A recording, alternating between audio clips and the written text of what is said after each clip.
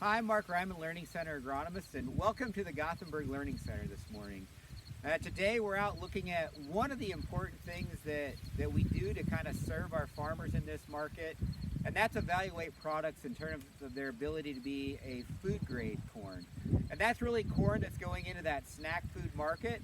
You know, it's a little bit specialty. It's not for necessarily cattle feed. I mean, it can be used for that, but if you can get a premium for it out of the snack food market, that's what we're looking for.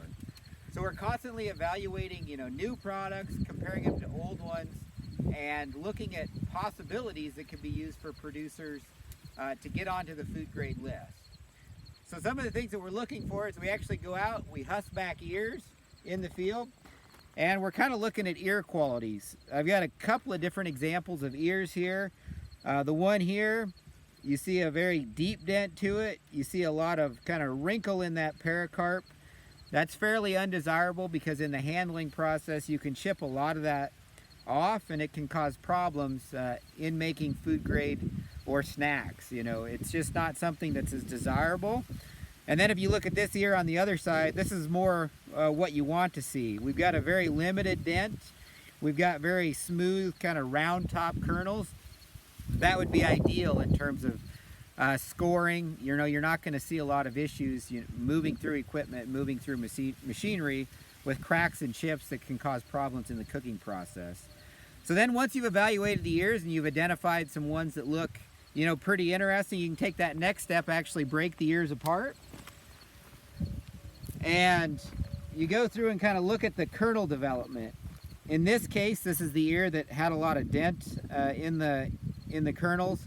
And you don't see a lot of that dark orange color. You see more light colors, and that indicates a lot of the soft starch. If you've ever split open a kernel, that's kind of the white starch in there. And if you look at the ear that has good potential, you see a lot of that really dark orange, maybe like candy corn type color almost in there.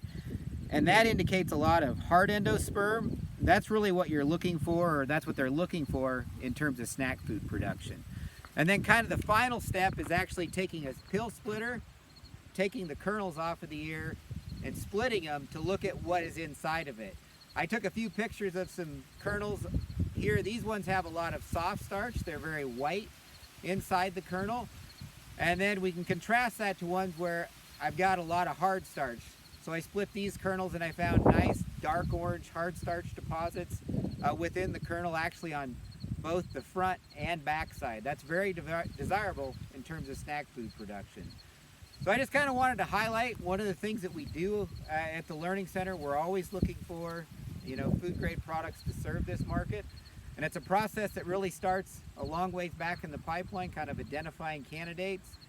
Then we bring those candidates here to Nebraska, see how they perform in the final evaluations. That's what we're doing, is going out and looking at ears today.